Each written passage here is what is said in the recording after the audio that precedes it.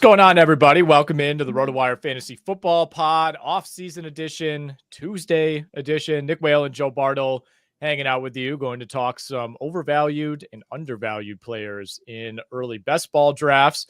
But before we do that, Joe, we are brought to you by the Circa Resort and Casino out in Las Vegas, and the ultimate fantasy football draft can only take place in Las Vegas.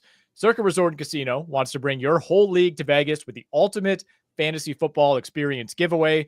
The winner brings your 12-person league for a 2-night stay at Circa Resort. You can have your draft at a cabana down at Stadium Swim. Plus, you'll get limo transportation to and from the airport, a welcome party at the Legacy Club, a booth at the world's largest sports book, and a whole lot more. There's no better place to draft than Circa. 21 and up. Go to circalasvegas.com for more information. Joe, you and I have done many drafts from Circa, so I think we can officially corroborate that. Probably the coolest place I've ever done a draft. No question. 100%. And when you can do it outside in the pool specifically, I mean, that's the best case scenario. But just overall, and even like we've done a few of those in the hotel rooms or in the conference rooms, also fine. And the visual presentations you can put on the TVs, a lot of people more creative than me could do some really fun things with that. So that's easily my favorite place in Vegas at this point. I feel very comfortable saying that. Yeah, we've had a lot of fun drafts at Circa. We've also had some of the most inefficient drafts of my life. And this is on us. It's not on Circa because we always do our staff NBA draft, of course, in Vegas. And for whatever reason, we insist on doing it at the pool. I love being at the pool, but everybody wants to be in the pool. You don't want to be standing around doing the draft. So it's like there's not recorded content happening there because oh my goodness, you get to round 3 and it's all right. Nick's on the clock. Where is he? He's across the way in the hot tub. Somebody go get him. All right, and the draft ends up taking 4 hours. Anyway, we will not be taking 4 hours on this pod, Joe. We've had some time to breathe now since the NFL draft. Start to kind of look at some of these updated ADPs now that we have landing spots for rookies. So we've each come up with a list of guys who are, at least in our opinion, a little bit overvalued or undervalued at this juncture.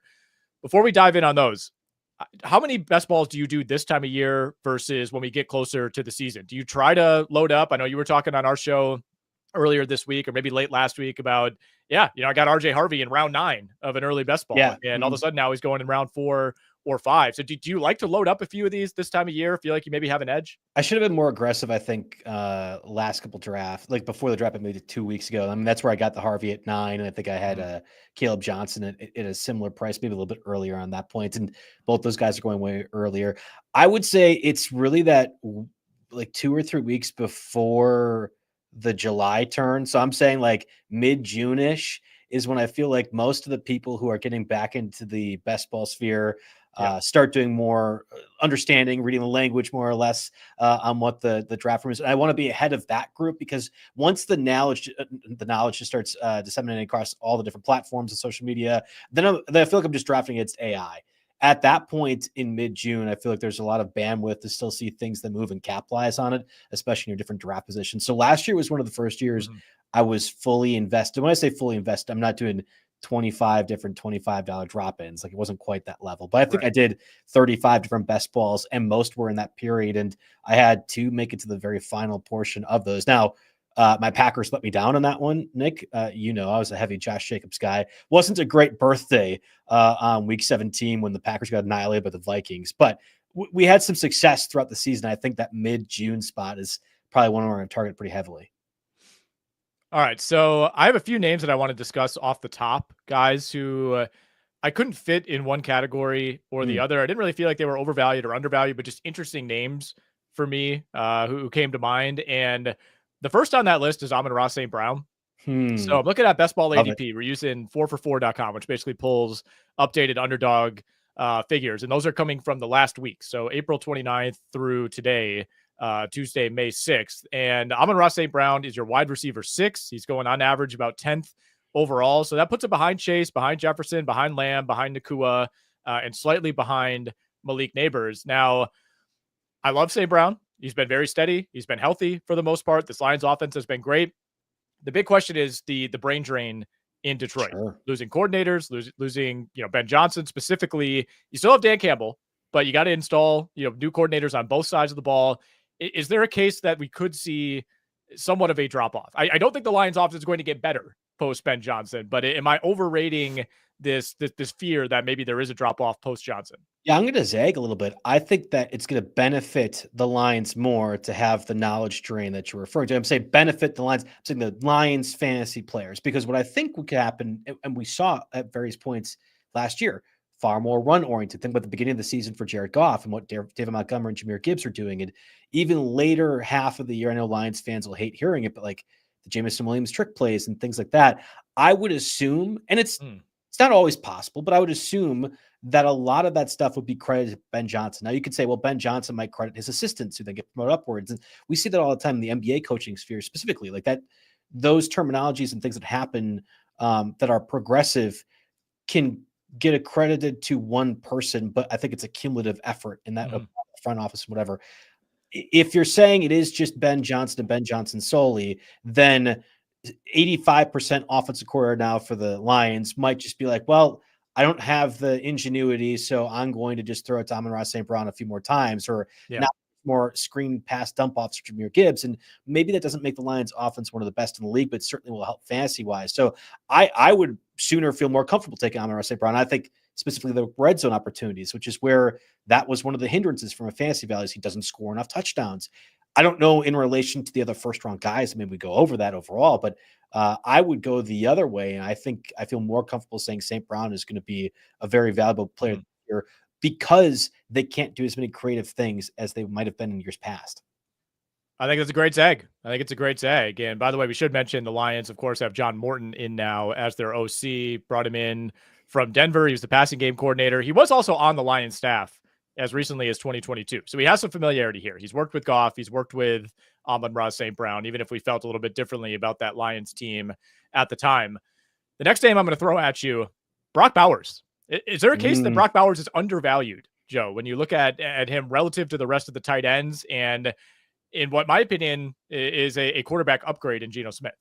Yeah, so Bowers is pick overall 15 in the 4for4 underdog ADP that we're looking at. Trey McBride, just for context, pick 21. So we're saying both second round picks, Bowers being an early second rounder. That is way, way, way too high for what I want to do at tight end. And this is going to be, we might have a live on air trade negotiation because I want to get Nick's 2-2 in Dynasty. And we're gonna have to have some talk. But this goes back to what I feel like is a really deep tight end fantasy class, which we discussed last week, whether it be Colston Loveland and Tyler Warren in a non-tight end super premium dynasty league falling into the early second round, or a reference to Tucker Kraft, for example, who I got in that best ball ADP, or sorry, just the redraft ADP Sirius XM draft we talked about last week as the last round pick.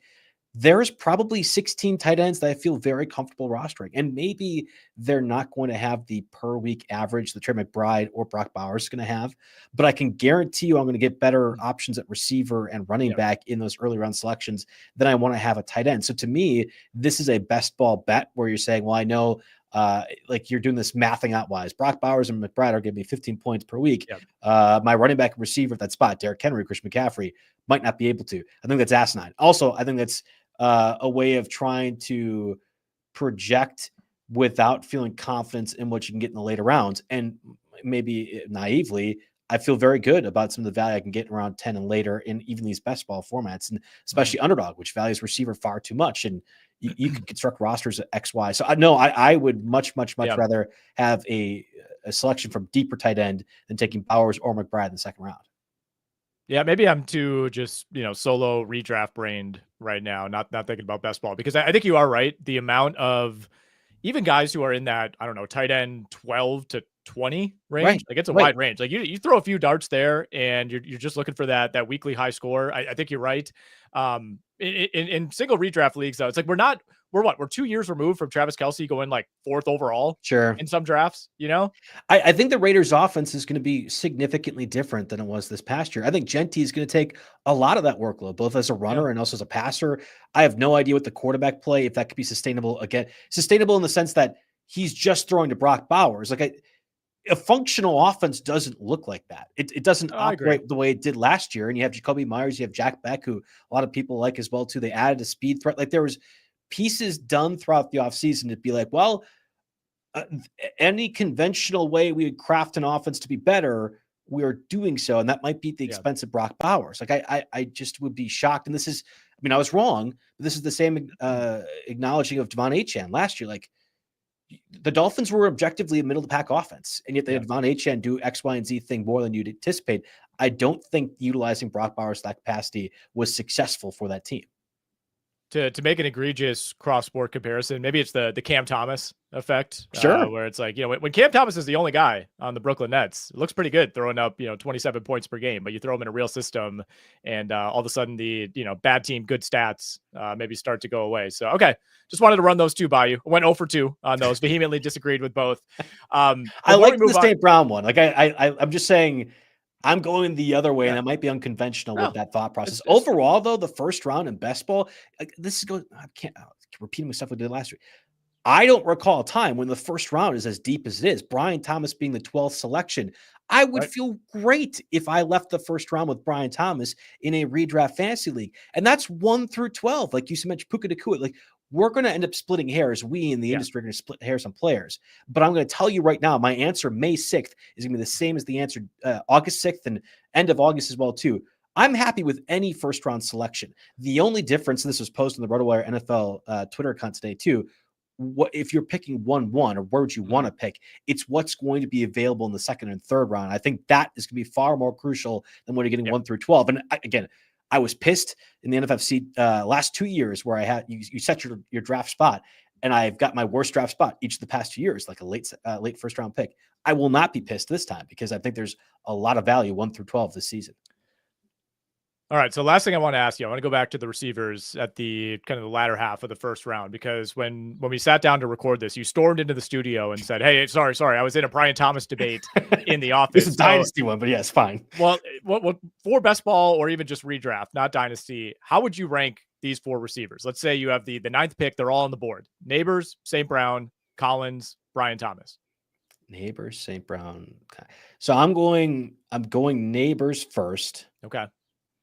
Then I'm going Collins, I think, next, because I can protect myself with Jaden Higgins later on. That's going to be James Conner misses time, I got Trey Benson, or Mark Andrews misses time, I got Isaiah Likely. You could do that now with Jaden Higgins and Nico Collins. I think I'm very comfortably in best ball. Then I would probably go St. Brown. Thomas is last of that group. Okay. And it has nothing to do with Travis Hunter. It also has nothing to do. You could say, well, Brian Thomas did with Mac Jones last year. You're right. There was also nobody else. It was Brenton Strange and, the corpse of Parker Washington that were other pass catchers along that. Now you have Travis Hunter, you have Trevor Lawrence throwing the passes. You have a passing attack with ETN involved. I think that will matter a little bit more. Maybe Bashal too. Like there's a number of reasons to say that what Brian Thomas did last year was extraordinary, but it's not replicable in this. Is it the same argument that you just made against Brock Bowers? Yeah. I mean, that would be the same. I think an offense can be run successfully with the receiver being a focus. I do not think an offense can be run successfully to the extent that Brock Bowers was involved last year, or any tight end. The Raiders were objectively not a good football team. That was not successful in the way of winning games. So if you are trying to change things, you're going to find a different offensive approach. I think Jacksonville will probably say the same thing too, but there's a number of other reasons as to why they weren't successful. And maybe that's the case for the Raiders too. I understand I'm kind of talking in circles, but I think we know in the NFL, a true alpha receiver can help an offense be successful. And I think the best comparison would be Jamar Chase and T. Higgins for Cincinnati. That's what you want Travis Hunter to be. Now, should you give that first next year to do it? No, but that's a different conversation altogether. Look, when you're as close to winning a title as the Jaguars are, you got to go all in. All right. You got to push the chips in to get that final piece to put you over the top. I'm going to give you my first overvalued player. It feels like a free space. I don't want to spend more than like a minute or two on this. Tyreek Hill, to me, is still going way too high. I get it. It is Tyreek Hill. He, in theory, has the potential to be a top 5 receiver. We've seen it not that long ago. I want nothing to do with this situation. It feels like every other week there's some sort of is this actually a real report on Tyreek Hill coming across Twitter? I'm down on the Dolphins offense in general. I'm not a Tua guy. I'm not taking Tyreek Hill at the end of round 2 when Garrett Wilson, JSN, Terry McLaurin, Devontae Adams, Rashee Rice, Mike Evans are all on the board. Not interested at 24 overall. Funny you say Tyreek Hill and then list all these receivers around that range, because my overvalued guy was Slab McConkey, who is slightly above that range of receiver. He's on my list as well. Before too. I don't understand what we're thinking here. There literally can't be a higher projected total for what Ladd McConkey did last year, right? I mean, you're investing in Amari Hampton with the first round pick because you want to be more run focused. Ladd McConkey did get injured a little bit. He played for most of last season. They added an outside threat in Trey Harris, and Quentin Johnston is still around technically. And if you're trying to win the Jim Harbaugh way, it's probably more through defense and ball control and making sure every possession counts. It's not, here's 10 catches for 130 yards to Ladd McConkey. And I love Justin Herbert more than the next person, quite frankly. But that feels really like we're already projecting the ceiling for him. Whereas like Drake London, for example, last year, who was going a little bit earlier, there was still another level for Drake London to get to. You were drafting at cost of him hitting that level. But I feel like Ladd McConkey has hit the level he can achieve in this offense. And we're just assuming that he should be in relation to a lot of these other guys, like you just mentioned earlier with that group. I'm really glad you brought him up. I had him on my list as well. And it was in the, I put a question mark next to his name because I'm like, this just feels a little bit high.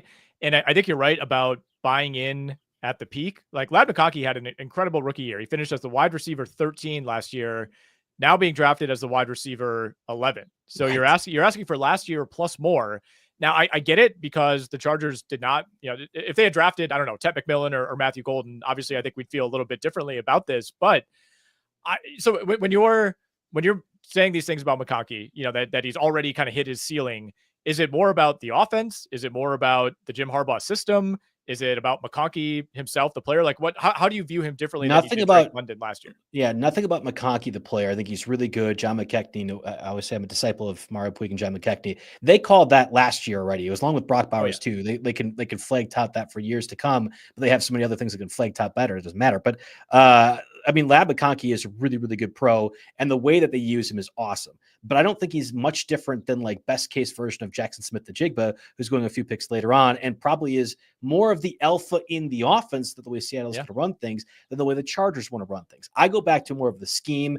And you said, well, they didn't draft Matthew Golden or Ted McMillan.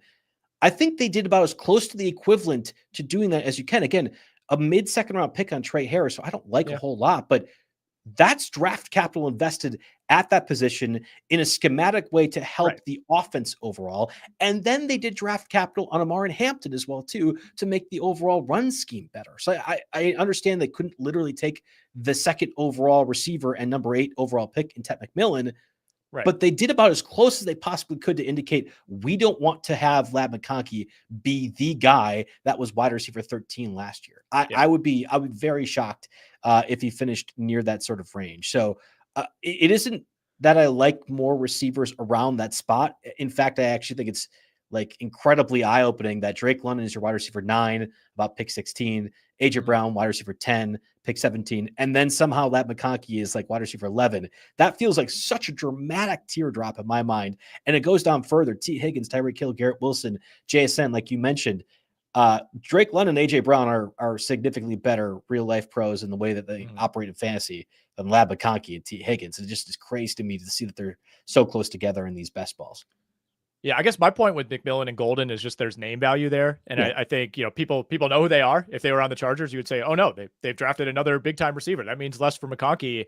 I think Trey Harris, you're right about the draft capital. It's not that much different than taking a receiver at 24 overall versus, I'm trying to do the math, like 48, whatever. But I don't think it has the same type of impact on the market, if you will. All right. There's a whole group of players that I'm just not really sure about, Joe. And the guy that I wrote down first is Xavier Worthy. And I love Xavier Worthy. I thought he got better and better as last year went along. I also really like Rashee Rice. And I think we're forgetting just how big of an impact he has when he's in that offense. Xavier Worthy played like 1.5 games with Hollywood Brown at the end of last season. I think it's going to look a lot different in 2025 than it did last year. So I love Xavier Worthy. I don't know that I'm willing to take him at like 35 overall. Yeah, and it's tricky because in best ball, you're getting their best scenarios. And in that case, you're not having to guess when Xavier Worthy can get 50-point games. He's just going to do it in your lineup. You're happy about that. There's also the difference maker in terms of like tournament winners. And I think Underdog prioritizes that a bit more. Is that worth a mid-third round pick? No, in my mind, or I guess like late second potentially or whatever else. 35. He's going at like 12, 24, 36. Yeah. So it's late third, early fourth. I get where that idea comes from. I think you can win these tournaments by constructing good lineups too, like just from top to bottom. Yeah. And you're like, well, yeah, Joe, no duh. But like what you're doing with Xavier Worthy at pick 36 is objectively not a good lineup choice. And maybe there is a suspension for Rashee Rice, although it seems like it's trending right now, again, May 6th, to not having the suspension at all or being reduced to a certain extent. Rice's knee injury from Patrick Mahomes also happened very early in the season. Theoretically, Rashee Rice should be back to health and ready to play week 1. We also know the history of those knee injuries would say Rice won't be that kind of receiver until maybe at the end of the season. So that's kind of room to say Xavier Worthy can grow into that. Everyone is also caught in the recency bias. The last football game that was played that we all watched, Xavier Worthy was insane. It was junk time production, but Patrick Mahomes was throwing complete dots 50 yards down the field, and Xavier Worthy was making great catches. And there's the first round draft capital, even if it was the second to last pick in the first round. People care about that too. I understand every reason as to how this could happen, and especially in a best ball format like Underdog, which prioritizes receivers probably a little bit more than I would. But I also would not be taking there. I agree. That's a little bit egregious. All right. Who else you got on your overvalued list? Yeah, I think this has been a conversation I've had a number of times, and I wonder if it's changed dramatically. But the drop off after quarterback 6. So if you conventionally assume Joe Burrow is quarterback 6, what happens afterwards? Different platforms. I've seen Jordan Love be there. I've seen different platforms also have like the high risers from like Bo Nix, for example. Bo Nix right now is quarterback 10, Caleb Williams quarterback 8, Kyler Murray is 9. It's Baker Mayfield at quarterback 7 that I don't quite understand. Raise hand. I acquired him in a dynasty trade earlier this week. Like I like Baker Mayfield, but if we're saying the difference of Baker Mayfield at pick 86 as opposed to Jordan Love at what, I don't know, pick 110, somewhere in that range, I think it's dramatic. And I'm not even like, here's Packer fan Joe Bartel talking about Jordan Love. It's just that tier of quarterbacks from quarterback 7 to quarterback 15 is hardly any different to me whatsoever. If you are choosing, this isn't redraft, but you can do best ball. If you are choosing to be the guy that waits at quarterback, you need to commit this season more than any other just to being the last guy to draft a quarterback, because there really is no difference in my mind between Baker Mayfield, whatever quarterback 12 is going to be. So as a 86, a pick, I mean, we're talking about 7th round selection ish. Again, bad math, Joe, here I'm doing that, but I would much rather have another dart throw at receiver at running back than I would choose to have a quarterback at that point. What the quarterback 7 is no different than quarterback, I would say at least 13 or 14 to me. Yeah, I get the argument there. I think your pick was a little spicier than mine because Baker Mayfield at least did give you that level of value last year. He actually gave you better than that. I mean, he was same per game as Joe Burrow, 22.5 fantasy points per game, QB 3/4. I went with Kyler Murray, who's going in that same range. I could not be more out. He's going at on average pick 94. So like 2 picks behind Caleb Williams, just ahead of Bo Nix. And I don't really have much to add to what you said, because there's a very large tier of quarterbacks who I think are really, really similar. And a lot of these guys you can get, we're not talking like a round or 2 later. We're talking much, much later in the draft. So it comes down to a classic opportunity cost situation. And I think with Baker Mayfield, you could at least sell me on replicating last season. If anything, you add even more weaponry to that offense. If Chris Godwin stays healthy this year, maybe he even improves on last year's numbers. Like I can buy that argument. I don't really see it for Kyler Murray. I would much rather wait a few rounds and just grab one of the boring veteran names. Yeah, no, and the rushing upside is where everyone tends to go with. When we're looking at like MVP conversations, well, Kyler Murray could run and he could throw, so therefore he has better odds. And that literally has been functional the past couple of years when he's been healthy. I don't think he's that good of a quarterback. I just straight up don't think he's that good. And I don't know if the Cardinals did a whole lot to make that offense better. I kept waiting and waiting for them to sign a Darius Slayton or some sort of speed threat on the outside to make Marvin Harrison not have to do that role. And they opted not to. So I almost have to wonder if they were fine with everything they chose to do this offseason. They were fine with the way the offense operated. You say Kyler Murray is another year healthier. You're going to have James Conner theoretically. They're wrong in that, but you're going to have James Conner healthy all season. The offensive line got improved. Like there's so many choices the Cardinals didn't make offensively, be the draft and free agency, that it just tells me they were comfortable with what I felt like was a mediocre offense last year. And I don't want to be part of that. Yeah. Well, part of the issue is it's hard to fault them for going defense heavy, because they need improvements on that end too, so I get it, but nothing that has happened this offseason makes me feel better about this Cardinals offense. And if you want to say last year was the worst case scenario for Kyler Murray, 21 touchdowns. Yeah, you could maybe sell me on that. The rushing is just not enough of a difference maker for me. He had the same number of rushing touchdowns as Brock Purdy last year. Right. And then the yardage is nice. It's a nice, extra like 2.5 to 3 points per week. I think he averaged like 33 rushing yards per game last year. And look, there's a lot of quarterbacks that aren't giving you that, but there's not the touchdown upside on the ground or through the air for that matter with Kyler Murray as there is with a true, difference making two-way quarterback like Lamar or Josh Allen or Jalen Hurts, So I think that's almost like it's become something you just mentioned with Kyler Murray. Like, oh, he runs. Mm-hmm. Does he run effectively for fantasy? I don't really think he does. Okay. So we're in agreement there. Any other overvalued guys you want to hit? No, I have one undervalued guy that I definitely want to touch on. Let me give a couple more overvalued first, Good. and then we'll move on. So I already mentioned Hill, Worthy, Kyler Murray. There are two receivers who are going in the like 85 to 90 range who I just don't really love.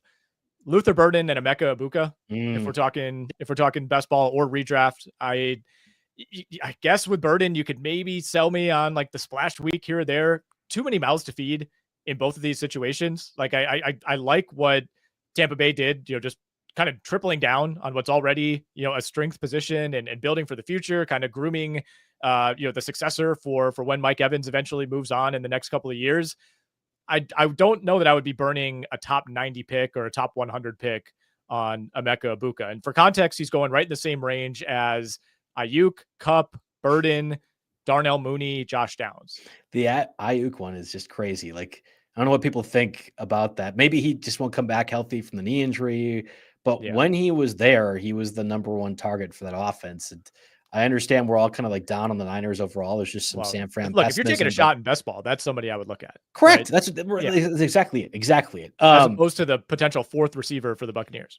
So I want to be careful because I had chastised Alan Slazowski, our guy who does a lot of the dynasty stuff, over and over and over again about his Michael Penix love. And I thought at this point, it's just a name thing that Alan must love Michael Penix for reasons outside of fantasy football because there's no way he should be going in rookie drafts last year as a late first, early second round pick. Kirk Cousins is going to be there for 2+ years. They signed him to this long deal. Kirk Cousins is a fine quarterback, and Michael Penix isn't very good. So by the time he plays, he'll be 27 in his first year.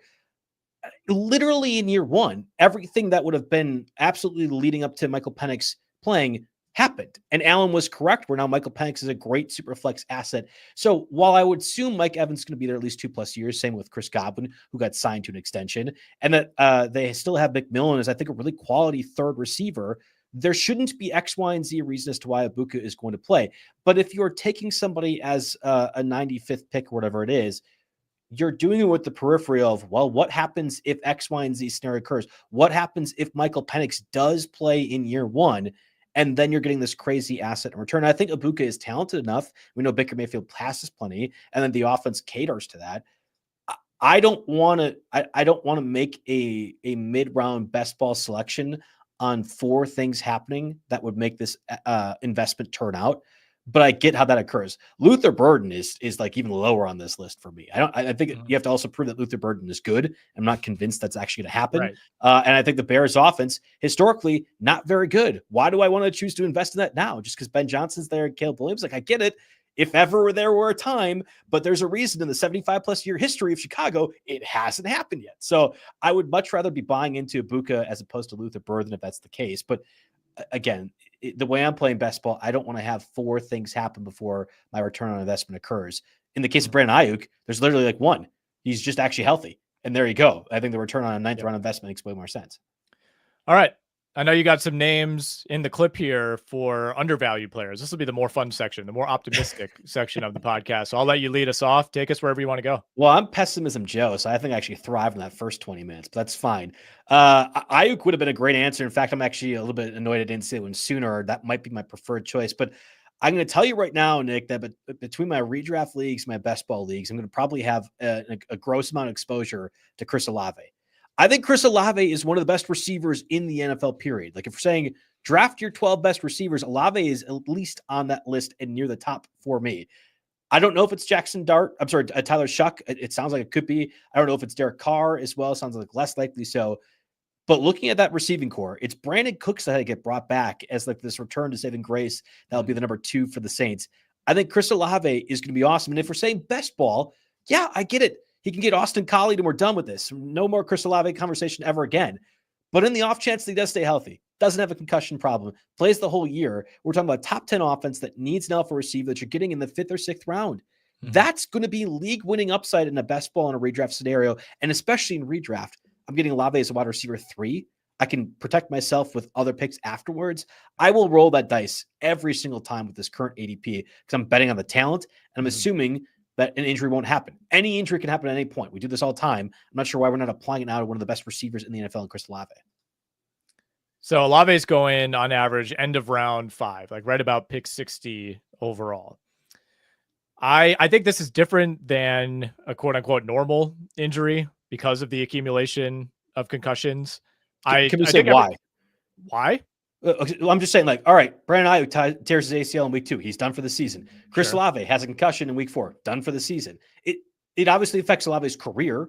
Like if you're saying dynasty wise, I understand why Olave is less valuable. But when somebody suffers a season-ending injury, it's the same concept. Like that could happen at any point. I would argue that it's significantly more likely that you suffer a concussion as a receiver who does a lot of work over the middle than it is suffering a torn ACL. Yeah, I think that's fair. To what degree, though? I know there's some tests out there that would say it's not as that crazy, but I get it, and especially the amount that he's accumulated over the past 36 months. Right. I get it. That's fair. Yeah, but I would also argue, to your point, that the discount is appropriate, right? I mean, we're talking about a guy who was going off the board as wide receiver 12 on average last year. We're talking wide receiver 34 in these best ball drafts. So to give you some context, if you're not looking at the board, same general range, we're talking within like 8-9 picks of Addison, Adunze, Godwin, Debo, Jawan Jennings, and then on the outskirts of that would be Jerry Jeudy. Yeah, I like all those are wide receiver 2s. Yeah. Adunze, I love Adunze. I love Adunze so much. Wide receiver 2. He's behind DJ Moore, possibly Luther Burden. These super optimists get their way. Jordan Addison, same thing. Like Olave is going to profile. We were talking about Olave and Garrett Wilson as the same thing last year, and then it was 2 concussions, and we're just gone with that process. Like, so the other factor here outside of the concussions is quarterback play. How much does that matter? How much are you factoring that in? We've seen plenty of receivers, talented receivers, succeed with bad quarterbacks. Is that part of the thinking? Drake London had he's the Desmond Ridder in his rookie year, still was a top 30 receiver. You had Amari Cooper with Jacoby Brissett for 14 games when we were trying to wait for Deshaun Watson. He was still a top 20 receiver. Chris Olave is as electric and dynamic. And the way we watched Rashid Shaheed last season in like war situations still be a prominent fantasy factor. I'm not at all worried about bad quarterback play in the context of a fantasy receiver in best ball. Like that, I just am not, as my wide receiver 4, possibly in this roster build, doesn't matter to me at all. All right, I got a pair of Indianapolis Colts to throw at you, and one of these guys I swore off last year, and it was one of the reasons that I ended up having a decent fantasy football season. I had zero exposure to Michael Pittman, zero. Has the market now swung too far the other way on Pittman, who's going outside of the top 100, average ADP right now hovering around 105. So he's going right after Jaden Higgins, right before Trey Harris. And then the other guy is Josh Downs, who's just inside the top 100. I love Josh Downs. Liked him a lot more, of course, when Joe Flacco was out there. But this is kind of a similar situation to what we just talked about with the Saints. Who knows what's going to happen with the quarterback play? How do you value these 2 top Colts receivers? So the Josh Downs one I'm totally fine with. Makes complete sense. There's not any, he's going to have a boom week. And I think people get kind of tantalized by that. It's the siren song of best ball. That's fine. If I'm still getting 12 points per week, there are going to be instances where I need that to make sure my lineup is functioning. I'm not kind of losing too many points. But at the end of the day, you getting an out of nowhere 24-point game is going to make a bigger difference in the totality of your best ball season than maybe your 12 points. I like Josh Downs far more in a PPR redraft in that instance.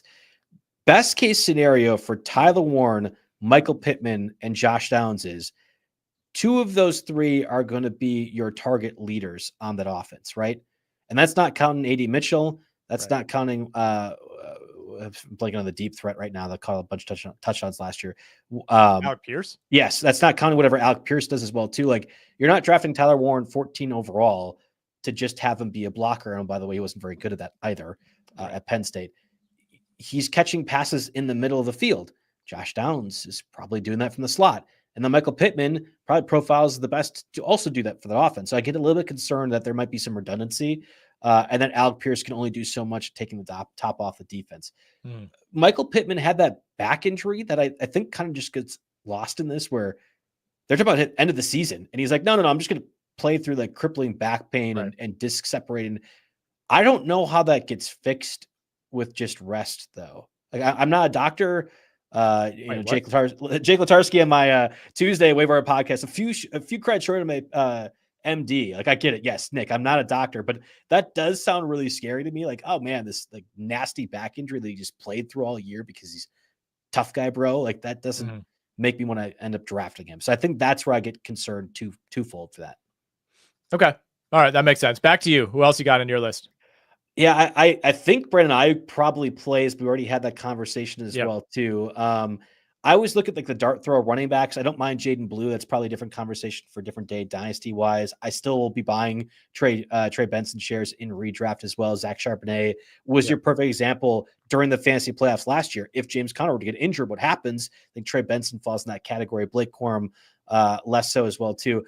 I just think the Isaiah Likely part of this is really interesting. And again, I said I liked all my tight ends, 10 through 15 range. It's like, okay, in best ball specifically, if Mark Andrews just gets injured or doesn't play well, or if they choose to move on contract wise, I know they made a football decision with Justin Tucker. Football decision. It was nothing else involved. It was just football. If the Ravens chose to make another football decision with a much better franchise legend in Mark Andrews, I wouldn't be shocked, but you do that because you have a guy like Isaiah Likely right behind him, who also has to, who they have to see if they want to commit a long-term extension to, I think, this offseason as well, or this season.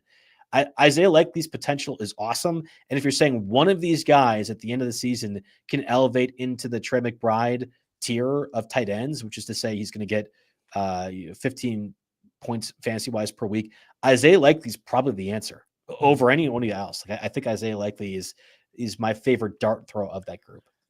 He is, in fact, an unrestricted free agent after this season. So I'm with you on that. I had him on my list. I also have Tucker Kraft on my list while we're talking tight ends who go in that range. I mean, this goes back to what we talked about with Bowers too. Like, I like so many of these guys. Like, after tight end 10, you could sell me on Kraft. You could still, I know I'll be rebuying back in on Jake Ferguson. I'm going to do it. Oh, I thought you said Kyle Pitts. Oh, no. I was like, let's do it one more time. Maybe. I mean, Kincaid, I'm less excited about. It just feels like he's not really the guy that we thought he was going to be. Goddard, Pitts are kind of in a separate category for me, but I'm going to get a lot of Tucker Kraft. I'm going to get a lot of Jake Ferguson, and I'm going to have a lot of Isaiah Likely. Now, to me, there is a difference between, like, do I like these guys more versus are they truly undervalued, though? Like, should Tucker Kraft be going 20 picks higher than he actually is? That I can't say for sure, but it's more so I think we're in alignment on our general tight end philosophy this season. Yeah, it's gonna be annoying when I pick back to back with you. It feels like every draft that we do cumulatively for RotoWire and for other medias, because we're gonna be kind of having the same playbook overall for this. I think about the conversation. This is again cross-sport betting wise. The idea of the Pacers beating the Cavs. The Cavs are a better team, or at least we think they are. They're the best record, yada, yada. Obviously, well, the injuries are changing things. But the Pacers aren't that bad. The betting market wasn't really acknowledging that. You could get the Pacers to win this series at really good odds, I guess, prior to game one where they ended up winning.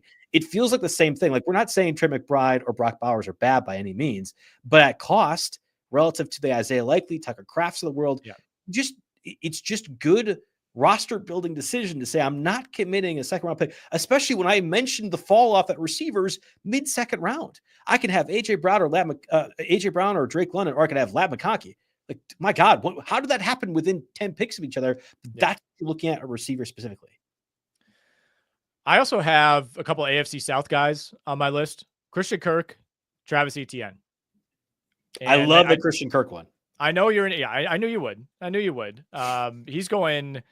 I've now lost my page here. He is going on average 120. He's actually seen a round and a half fall just in the last week over at Underdog in his ADP. So he was going around pick 105 before the draft, now going around pick 120. I get it. The Texans obviously beefed up their receiving core, but I also really think Christian Kirk has become undervalued. I think if you want to make a good health bet on Kirk, you're more than welcome to do that. He's been injured throughout his career. Obviously was hurt again last year, but I think he's very clearly the immediate impact guy of that group. You know, you could certainly argue there's higher upside with Higgins. You know, I'm excited to see what they get out of Noel. It is a crowded room, you know, after Nico Collins, but I think they went out and got Christian Kirk for a reason. I think they operated the draft like they did for a reason. And I think they view him, even if it's only for 1 year, as a big impact guy in that offense. And I'm just kind of putting Tank Dell aside for now. If you get anything from him at the end of the year, that's great. No, I agree with you wholeheartedly on Christian Kirk. I really have no complaints. He was one of my favorite players with Jacksonville for an at cost kind of conversation as well too. Like I think that applies. Now you're not your concern. The overall concern would be, well, the offensive line stinks again, and the passing attack didn't look good. And people are already, the people who didn't like Stroud entering his rookie year are now like back in full force. Like, man, I told you, Stroud's not very good. We're back, baby. The scheme was clearly bad. You can't convince me that quarterback Stroud in his rookie year is not real. And actually, second year quarterback Stroud with a bad offensive line and obviously a lot of injured players. Nico Collins missed, it feels like half the season. Like that's actually the real Stroud. Get out of here with that. Like that. I get caught on this too often, but I went to that Packers Texans game earlier this season, like whatever that was last year. Stroud made 3 or 4 throws that I could not believe he was able to get in there. Like, it's just like, my God, there's only like 4 quarterbacks in the world that could do this running off platform, whatever else. That is CJ Stroud. I'm convinced that CJ Stroud and this offense that was Joe Mixon heavily focused in the first half of the season is not there. They improved so much that receiving core. And I think they did enough reshuffling of the offensive line that I'm convinced CJ Stroud is going to be totally fine. So yeah, Christian Kirk, I feel very good. Who's the other one though? Like I was dismissive of that one, I think. Back-to-back in ADP, Travis Etienne. Oh, okay. And like, I think what'll happen with the way I'm building rosters, I'll get running backs early. Again, I mentioned that James Conner tier in round 6 or round 5, Aaron Jones gets thrown into that mix, David Montgomery. Yep. I want my running back 3 to be in there. And I want to shop my running back. I want to shop for my wide receiver 4 or 5 tier from the Ayuk, Christian Kirk zone in those rounds. And then I'm going to just throw every dart throw I possibly can at the Devin Neals, the Jaden Blues of the world, because I don't like a lot of those receivers later in the draft. Whereas there were some years you get Romeo Doubs in round 12. And it's like, yeah, wide receiver 3 or 6, that makes sense. I don't feel as great about Eric Aonomore for the Titans, who would be like my wide receiver 6 or 7. Yeah. Like it's bleak there. So, I mean, I'm tipping my hand now 2 months in advance, but it's going to be heavy running backs middle of the draft. I'm sorry. Yeah. Heavy early running backs and then receivers middle of the draft and just load up on the Bucky Irving guess throw is kind of what you're trying to do. You would just won't even be in on running back in the ETN zone is what you're saying? I think so. Not that I don't like ETN at all, but I'm just going to be avoiding that kind of selection altogether. Okay. I think we're just reading a little bit too much into Bayshall too. I'm excited to see the speed element that he brings. And only downfield speed, because he didn't have a lot of the agility stuff that was like positive. So just have him run straight, and that, Jacksonville offense notoriously really good at just allowing people to run straight and have open field. So we're set there. Right. When I think Travis Etienne, I think running in a straight line. I definitely don't think 4th and 2. All right, we're going to run a pitch play and Travis Etienne gets tackled 7 yards behind the line of scrimmage. I don't know. Maybe I'm on an island. I know Mario is still an Etienne guy. We can at least kind of commiserate on that. I still think he's a good running back, and I think the Jaguars will be much better schemed this season. We do have a good question in the chat that we'll get to in a moment. I did want to ask you keep mentioning, some of these dart throws at running back. I think, does Woody Marks enter that conversation for you? Is he well-rounded enough that if there is a Joe Mixon injury, he's the guy? No, actually I don't, but that's totally why I'm fine with it from a best ball perspective. I wasn't high on Woody Marks, and like I do a lot of dynasty stuff and like a lot of coverage for us every year. But being at the draft this year and kind of getting more involved, we had a lot of different sponsorships as well. This was the most I've invested in just all these like cumulative positions. I feel very comfortable with my knowledge of the receiver group, which is to say I don't like a lot of these rookie receivers coming in. I loved a ton of these running backs. Woody Marks was not like on my list. He was like probably running back 13 or 14. And that he went to a team that I think very clearly identified Joe Mixon for what they did from a runner was really valuable. But if we could have Joe Mixon be less of a receiver, that will help us cumulatively offensively wise. Like I think that's where you can find Woody Marks as the receiving back specialist. Not that they're going to have James White be in that role, and not that Woody Marks is going to be James White, but that can make Joe Mixon just better overall. And it doesn't mean that Joe Mixon doesn't become a pass catching running back too. Like he can still have that facet, but I think there is a lot of value in saying we have a guy that can get 50 plus catches out of the backfield and knowing it can operate offensively that way. So he does not need to be the backup to Joe Mixon. Like, does not need to be the Alexander Mattison as Dalvin Cook for me to still find value from a PPR perspective in best ball for him. All right, there we go. Joe Bartle says that Woody Marks will be the next James White. You heard it here first. Question in the chat here from Blecko. He says, who's going to be the guy for Chicago? Moore, Adunze, Burden, Loveland, Kmet, or is Caleb just going to throw for 5,000 yards this year? Not that one, not the 5,000 yards, because it's the Chicago Bears. And even though things line up perfectly, it doesn't seem like that's the case. Let's break this down. And I want you to tell me if you hear any lies in this conversation. We're going to have Colston Loveland be Sam Laporta 2.0, and Luther Burden is going to be Amon-Ra St. Brown. And wait, what's the Tim Patrick role and the DJ Chark role in the years past where they had this big, tall receiver, still clearly valuable at Tesla they trade for in the 3rd round or 2 third-round picks. I really think we're caught up too much in the rookie buzz. I think DJ Moore can be that outside deep threat, and that they didn't have a tall archetype fast guy doesn't mean that he can't do that. But I also think DJ Moore is highly above that profile. Like, if I'm saying which one's going to be Amon-Ra St. Brown, it's probably DJ Moore. And I think Dunze probably is your tall, big outside threat, but he also could be a better pass catcher. I don't think Ben Johnson, when he's constructing his team, says, I need 1-for-1 replacement of this Lions offense. I think he made, and this is where maybe I'm wrong, I think he made use of the pieces that they had and found value in things that maybe others don't. So in that case, you're going to go ahead and have DJ Moore, I would say, be unlocked even more as the Amon-Ra St. Brown. And Adunze can be your outside deep threat. And yes, Loveland was prioritized probably to be Sam Laporta, but we saw in year 2, Sam Laporta's blocking mattered far more. I think it's DJ Moore is the answer to this question. Who benefits the most in this Ben Johnson scheme? And nobody seems to be acknowledging that. I don't know if it's because they're caught in the rookie lust, or because I think people just don't like DJ Moore just overall. I think he's a little bit overrated, but I really think he is going to be the best receiver and the one that gets unlocked from Ben Johnson the most. I think it's as simple as DJ Moore is clearly the best player of this group. Yes. And he was wildly misused, mistargeted last year, especially early in the season. Like, how was it, like 3 or 4 weeks in a row? If you were watching a Bears game, DJ Moore is like walking off the field during an active play, or Caleb Williams throws short because he's scrambling around being chased by 3 guys. And DJ Moore is just looking around like, what am I doing here?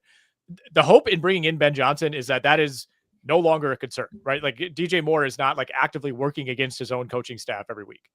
Right. And I also wonder, okay, so in the instance where Caleb Williams is running around for his life, Ben Johnson schemes that out. Like, and who are you going to throw bubble screens to? Or like, here's a quick dump off.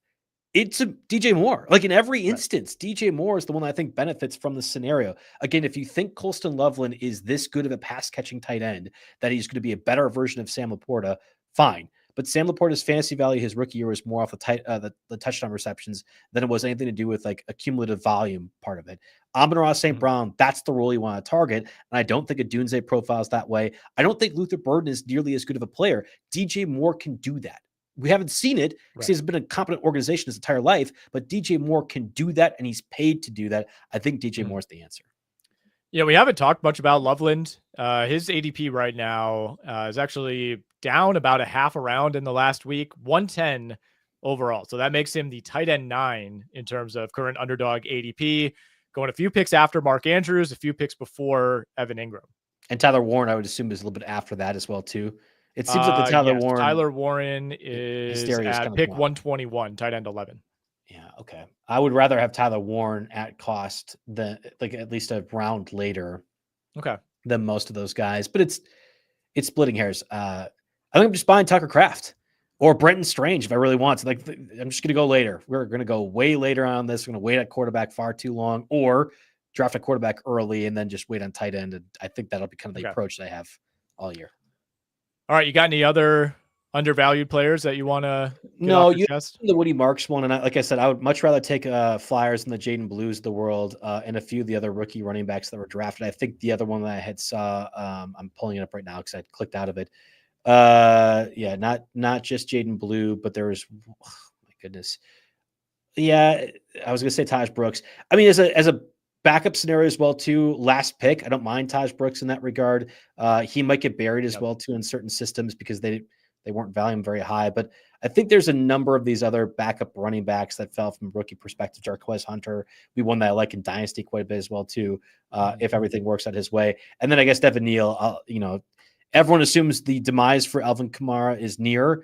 I'm going to keep gambling on the backup, especially if it's cheap to go ahead and do so. So, yeah, the reports of my death are greatly exaggerated for Alvin Kamara, but maybe this year's the year. So Devin Neal will be one I keep throwing a dart throw at. All right, there we go. A lot of good names there, Joe. Appreciate you taking the time to do this. We'll keep these episodes coming for you every week throughout the NFL offseason.